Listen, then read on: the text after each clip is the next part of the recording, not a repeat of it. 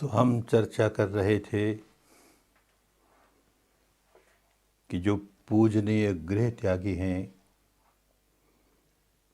वो जब भिक्षाटन के लिए जाते हैं तो एक भिखारी की तरह नहीं, गृहस्थों को दान देने का पुण्य प्राप्त हो, ये अवसर देने के लिए जाते हैं। ये चेतना मन में, ये भावना मन में कि उन्हें दान का अच्छे से अच्छा फल मिले तो मेरा जीवन बड़ा सात्विक हो, पवित्र हो, तो उनको दान का पूरा फल मिलेगा। भगवान बुद्ध के जीवन काल की एक घटना, उनका एक प्रमुख शिष्य अरहंत काश्यप,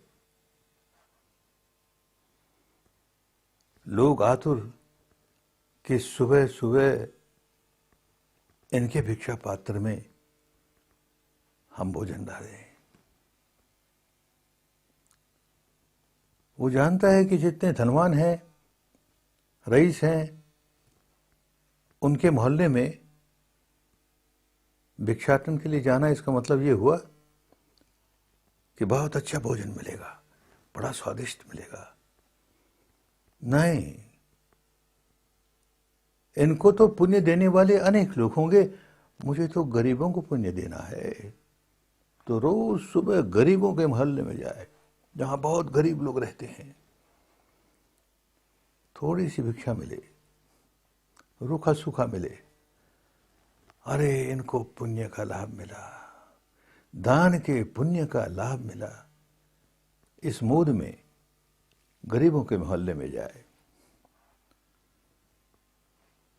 देवताओं का राजा इंद्र बड़ा आतुर कि मैं किसी तरह से काश्यप के, अरहंत काश्यप के भिक्षा पात्र में भोजन का दान दूं, कैसे देवे?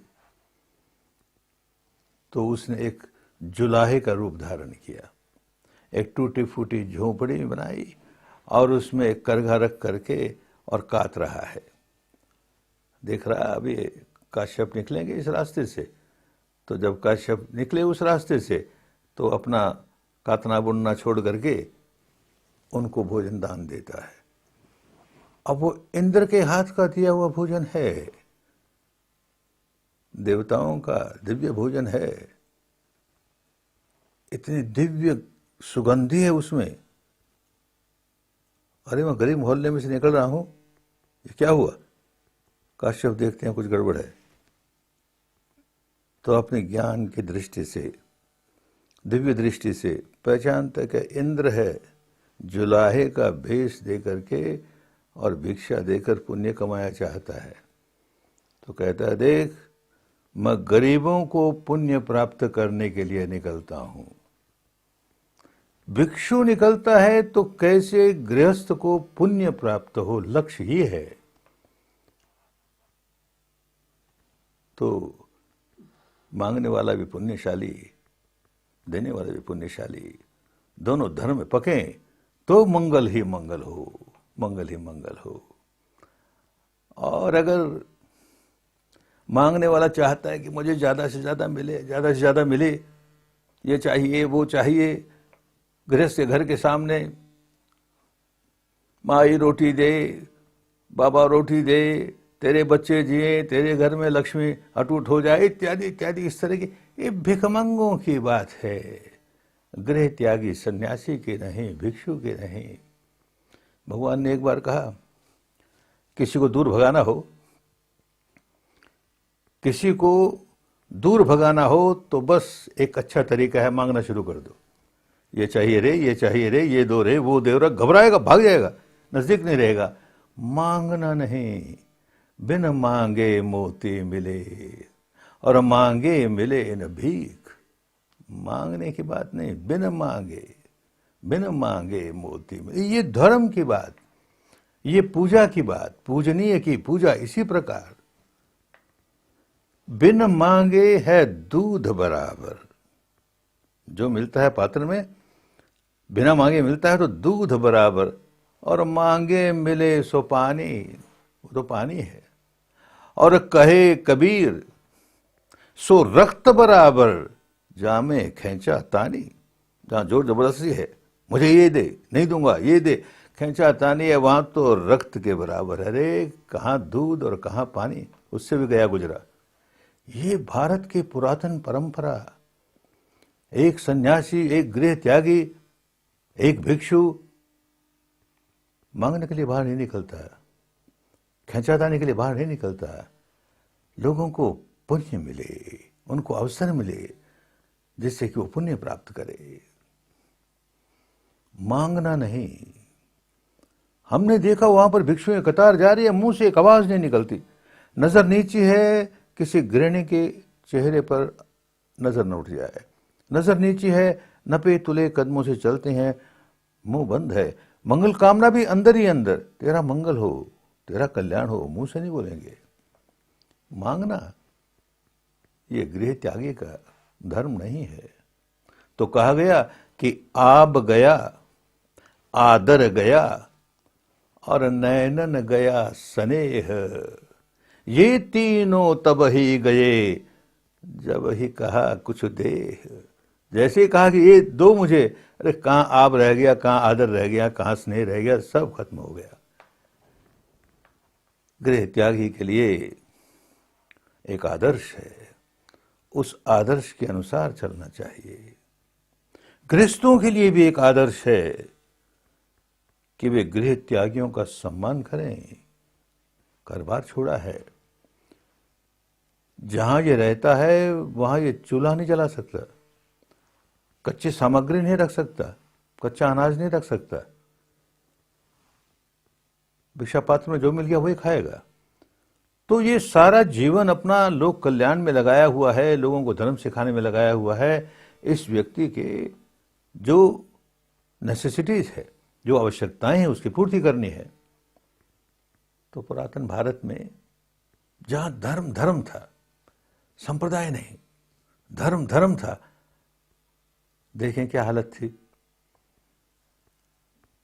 लिच्छवियों का एक गणतंत्र, लिच्छवी गणतंत्र का राज्य संचालित करते थे। तो पूछा उन्होंने भगवान से कि हमारी रक्षा कैसे हो, बाहर से हमला हो तो हम कैसे अपने आप को बचाएं। तो भगवान ने 7 रक्षा के नियम बताए। गणतंत्र के लिए ये 7 नियम पालन करने होंगे तो तुम्हारी रक्षा होगी। उन 7 में से एक है कि तुम्हारे राज्य में चाहे जिस संप्रदाय का कोई संत हो उसका आदर करना, चाहे जिस संप्रदाय का कोई मंदिर हो, कोई देवस्थान हो, कोई चैत्य हो, उसका सम्मान करना। तो सांप्रदायिकता को लेकर झगड़े नहीं होंगे ना, सबके प्रति सम्मान है। अरे इस संप्रदाय का है कि उस संप्रदाय का है, ये भारत का सही धर्म चैत्य है तो चैत्य है, किसी संप्रदाय का हो, सम्मान है। हर देवस्थान के लिए सम्मान है। चैत्य किस लिए होता है? जहां बैठ करके चित्त को नियंत्रित किया जाता है, संयमित किया जाता है। जहां बैठ करके नियंत्रित हुए चित्त को, नियमित हुए चित्त को निर्मल किया जाता है, वो चैत्य है। यहां बंबई में भी एक बड़ा चैत्य बन रहा है, पूजा पाठ के लिए नहीं, कोई कर्मकांड के लिए नहीं। वहां बैठ करके लोग ध्यान करेंगे और अपने चित्त को निर्मल बनाएंगे। इस काम के लिए जो स्थान है वो इस संप्रदाय का है कि उस संप्रदाय का है, इस परंपरा की उस परंपरा का कोई लेन देन नहीं। अरे जहां बैठ करके लोग अपने आप को निर्मल बनाते हैं वो स्थान पूजनीय है। तो संप्रदाय का दोष नहीं आए, संप्रदाय का विष नहीं आए तो धर्म खूब समझ में आए। जब आदमी चित्त को एकाग्र करके पूजा करता है, किसी देवी की, देवता की, ईश्वर की, ब्रह्म की, अल्लाह ताला की, किसी की भी पूजा करता है, सम्मान करता है, आदर करता है, तो उस आदर करने में, सम्मान करने में चित्त एकाग्र होता है, निर्मल होना शुरू होता है। कितना निर्मल हुआ, जितना निर्मल होता है उतना ही जिस देवी के प्रति, देवता के प्रति, ईश्वर के प्रति, अल्लाह ताला के प्रति उसने पूजन किया, मन में आदर लिया, अब वो उसका सम्मान करने लगे। वो अवस्था नहीं चाहिए ना। तो अपने यहाँ का एक संत कहता है कि मुंह से जप मत, मुंह से जप मत, कर से जप। मुंह से जाप करने की जरूरत नहीं, अब हाथ से भी माला फेरने की जरूरत नहीं। और मन से जप मत राम। अब राम का जप मन ही मन में नहीं करना। अरे क्या कह गया संत है, मुंह से जप मत, कर से जप, और मन से जप मत राम। राम जब ही तुझको जपे, तब पावो विश्राम। जिस दिन राम तुम्हें जपने लग जाएंगे, कब जपने लग जाएंगे? सही माने में संत हो जाएगा, निर्मल चित्त हो जाएगा, तो देवता भी सिर झुकाने लगेंगे। वो अवस्था आनी चाहिए ना। वो अवस्था आती है तो बदल गई, दुनिया ही बदल गई। कबीरा, कबीरा मन निर्मल हुआ, कबीरा मन निर्मल भया, और जैसे गंगा नीर, पीछे पीछे हरि चले। कहत कबीर कबीर, पहले तो राम राम करता था, हरि हरि करता था, जाप करता था, अब वही राम और वही हरि और वही ईश्वर इसका जाप करने लगे। पीछे पीछे हरि चले, कहत कबीर कबीर। ये धोखे की बात नहीं, ये वास्तविकता है। एक आदमी उस अवस्था पर पहुंचे जहां वो ब्राह्मण हो गया, सही माने में ब्राह्मण हो गया, जन्म से नहीं कर्म से ब्राह्मण हो गया, तो ब्रह्मा भी उसकी वंदना करता है। इसीलिए अपने यहां कहा गया, ब्रह्म वंदे सो ब्राह्मण होय। ब्रह्म वंदे सो ब्राह्मण होय। जिसकी वंदना ब्रह्म करता है वो ब्राह्मण है। सिद्धार्थ गौतम उस अवस्था पर पहुंचा जहां सम्यक संबुद्ध हो गया। तो क्या हुआ? जिनके दिव्य दृष्टि थी वो देखते थे कि देवता और देवताओं का राजा इंद्र, ब्रह्मा और ब्रह्मा में सबसे बड़ा महाब्रह्मा, उनके पास आके उनको नमस्कार करते हैं, उनका पूजन करते हैं, धर्म संबंधी कोई प्रश्न करते हैं। किसकी पूजा करे? अब इस योग्य हो गया कि जिनके लोग पूजा करते हैं वो पूजा करने लगे। एक सुनीत नाम का भंगी, भगवान ने उसे धर्म सिखाया। लोग जिसे अछूत कहते हैं, छू मत लेना, भंगी है ये, सड़क साफ करता है, पखाने साफ करता है, छूने लायक नहीं, अछूत है। भगवान ने बड़े प्यार से, बड़ी करुणा से उसे धर्म सिखाया। और सीखते सीखते सीखते, अभ्यास करते करते अनंत हो गया, अनंत हो गया। तो जिनके दिव्य दृष्टि है वो देखते हैं कि देवता आते हैं, उसे नमस्कार करते हैं, ब्रह्मा आते हैं, उसे नमस्कार करते हैं। पूजा करने वाला स्वयं पूजनीय हो गया, आदर करने वाला स्वयं आदरणीय हो गया, सम्मान करने वाला स्वयं सम्माननीय हो गया। वो गुण आने चाहिए। और धर्म इसीलिए है, इसीलिए है। कैसे एक गृहस्थ भी कदम कदम आगे बढ़ते हुए इस प्रकार जाए। हमारे गुरुदेव जब नमस्कार करते थे तो याद दिलाते थे कैसे नमस्कार करना चाहिए, कैसे नमस्कार करना चाहिए। विपश्यना सिखाई ना। अब जो लोग विपश्यना करते हैं वो तो खूब समझेंगे, जो नहीं करते हैं वो कभी करके समझेंगे। क्या होता है विपश्यना में?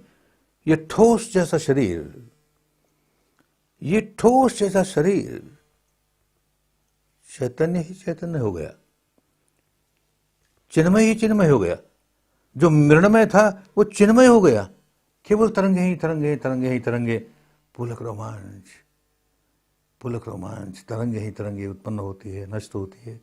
उत्पन्न होती है, चित्त निर्मल हुई जा रहा है, निर्मल हुई जा रहा है। तो हमारे गुरुदेव कहते थे, बैठ करके हाथ जोड़ करके जब गुरु को नमस्कार किया जाए तो कैसे नमस्कार करोगे? मैकेनिकल नहीं, यंत्रवत नहीं कि सिर झुकाया और नमस्कार हो गया, नहीं। तुम्हारे भीतर ये पुलक रोमांच की तरंगें उठनी चाहिए, अनित्य बोध की तरंगें उठनी चाहिए, और तब सिर झुकाना चाहिए। अरे पूजा की विधि सिखाई, आदर और सम्मान करने की विधि सिखाई, ये भारत की पुरातन विधि, आदर्श विधि। हाथ जोड़े तो वेद जातो कतंजलि, पुराने साहित्य में भरा पड़ा है, वेद जातो कतंजलि। वेदना जागती है, वेदना का मतलब दुख नहीं, एक सेंसेशन जागती है, पुलक जागता है, रोमांच जागता है, वो जागता है और तब कतंजलि, अंजलिबद्ध होता है। ये पूजन हुआ करता था भारत का, अब भी होता है विदेशों में, हमारे यहां भी चल पड़ा, चलेगा ही। आदर्श है, फिर आएगा भारत में। एक बार हमारे मन में आया, जो नहीं आना चाहिए था, पर आया, कि हम तो इस प्रकार वेद जातो कतंजलि करते हैं, जब गुरु जी हमें मंगल मैत्री देते हैं, आशीर्वाद देते हैं, तो वो किस प्रकार देते हैं? पता नहीं उनके मन में यही भाव जागा कि इस बच्चे के मन में कोई संदेह है, तो कहना, देख रहे, जैसे तू हाथ जोड़ के नमस्कार करता है, वेद जातो कतंजलि, वैसे मैं आशीर्वाद देता हूं।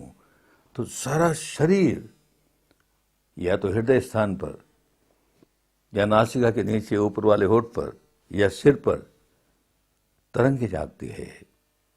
तो उन गहराइयों में जाकर के तेरा मंगल हो, तेरा कल्याण हो। ये जो मंगल है, ये सही मंगल है, ये आशीर्वाद सही आशीर्वाद है। इसलिए सामान्य लोगों के मंगल मैत्री और गुरुदेव के मंगल मैत्री में कितना बड़ा अंतर, कितना बड़ा फल उसका प्राप्त होता है। ये सारा कुछ धर्म को सही रूप में समझें। एक चैत्य है तो किस लिए है? कि वहां पर अपने चित्त को एकाग्र रहने, निर्मल करना है, तो चैत्य का सही उपयोग है। और कैसे वंदना की जाती है? तो वो भगवान बुद्ध की मौसी, जिसने उसे दूध पिला के पाला, प्रजापति, जब उसका समय आया 120 वर्ष की उम्र में, तो भगवान को नमस्कार करने आए। तो दूर कहीं कुछ सन्यासी, कुछ साधुयां बैठी ध्यान कर रही थी। तो भगवान ने कहा, देखो, ये जो ध्यान कर रहे हैं इस समय, मेरी सही वंदना ये है। केवल हाथ जोड़ के सिर झुकाने की वंदना नहीं होती। जो ध्यान कर रहा है, चित्त को निर्मल कर रहा है, वो बुद्ध की सही वंदना कर रहा है। उनके परिनिर्वाण का समय आया। जो अनजान भिक्षु थे, कमजोर थे, उनमें से कुछ दुखी हुए, कुछों ने आकर के नमस्कार किया, लोगों ने फूल की वर्षा की उनके शरीर पर। वो कहते हैं, ये पूजा नहीं होती बुद्ध की। दो भिक्षु कहीं दूर बैठे हुए साधना कर रहे हैं, ये सही पूजा कर रहे हैं।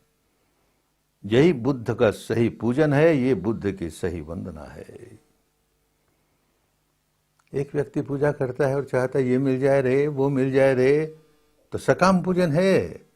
सकाम पूजन है तो पूजन नहीं है, पूजा नहीं है, निष्काम पूजन हो। पूजा के लिए पूजन है, हमारे मन में किसी के प्रति आदर है, सम्मान है, और तो पूजा सही है। सकाम पूजा सही पूजा नहीं है। सही ढंग से पूजन करना सीखें तो गृहस्थ हैं, मंगल ही मंगल, कल्याण ही कल्याण, भला ही भला, स्वस्ति स्वस्ति।